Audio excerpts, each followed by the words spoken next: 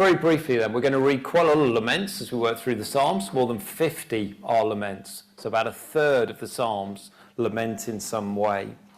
And there's songs that basically express our grief and our sorrow and our regret, our disappointment.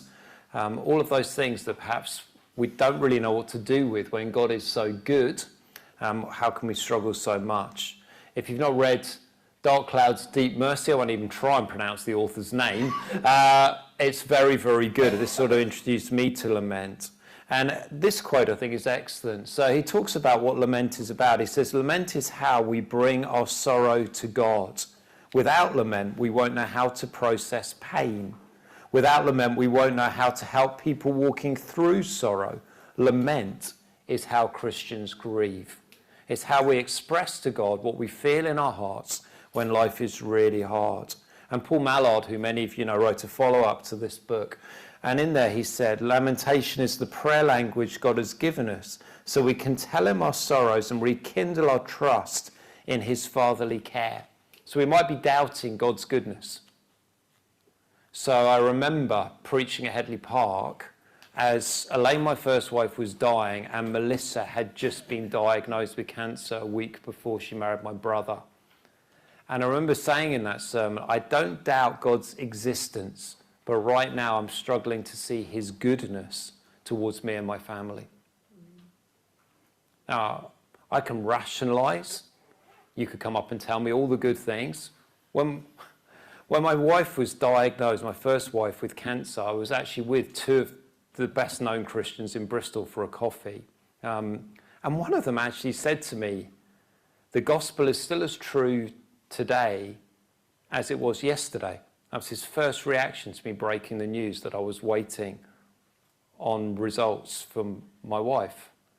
And can I tell you, all I wanted to do was punch him on the nose. It just seemed so trite. It was true, but not helpful.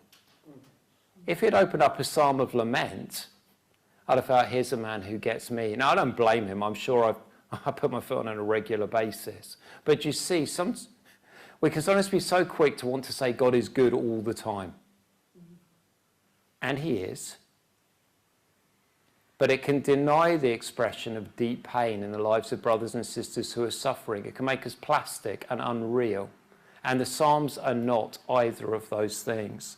And lamentation is there to help us to express these things. Paul Mallard continues, to lament is to be genuinely Christian. Isn't that great? To lament, to pour out your heart to God, is to be genuinely Christian. Sadness does not constitute spiritual failure. Lamentation is an expression of faith. For many of us, that is a seismic shift. We sing in the storm. But the songs we sing in the storm aren't necessarily happy songs. They may be very sad songs, and yet still an expression of faith. And I love this. Lamentation stands in the gap between pain and promise. We know what God has promised us, and it feels like he hasn't delivered. And you won't have to be a Christian for too long before it feels that way, where you pray persistently for something, and your prayers don't seem to be answered in the way that you'd hoped. Not a lack of faith. It's what you do next. It's with that disappointment that will say so much about your relationship with God. Laments tend to follow a pattern, although not always very mechanically. So they tend to be about turning to God and telling God what's wrong, then asking God for his help, and then finally there's often an expression of trust, although not always. And so the classic, I'm going to preach this, is Psalm 13. So I'm preaching the Headley part next week, because they didn't have a preacher, so I'm going back for the first time. And then I'm preaching it here the week after. So don't catch up on the Headley Park service, because the sermon will not be very different the following week. I'm doing a 2-for-1 deal on my sermons. But the first verse is turning to God. So when we're stuck in a pit, one of the temptations is not to turn to God. It's to try to fix things ourselves, or to be so cross and angry with him that we turn away from him into the darkness. But the psalmist illustrates we turn to God. How long, Lord? you see, he's turning to God. How long is this going to last? But he's directing that question to heaven. He's not just grumbling or complaining. He's turning to God and saying, okay, I belong to you. What's going on? Will you forget me forever? Would you dare to pray like that? Do you ever feel like that sometimes in the midst of suffering? How long will you hide your face from me? I want to feel your closeness, and I don't. Then he tells God what's wrong. How long must I wrestle with my thoughts and day after day have sorrow in my heart? How long will my enemy triumph over me? He says, this is the problem. Some of it's inside me and some of it's out there. And that combination of inside of me and outside of there is dragging me down. So he tells God what's wrong. Then he asks for God's help. Look on me and answer me, Lord my God. Give light to my eyes or I'll sleep in death. And my enemy will say, I've overcome him. And my foes will rejoice when I fall. So that's what he says he wants God to do. Look and answer. And then finally, he says, but I trust in your unfailing love. My heart rejoices in your salvation. I will sing the Lord's praises, for he's been good to me. That's not always that linear and that straightforward, but you'll see all of those features as you work through the laments.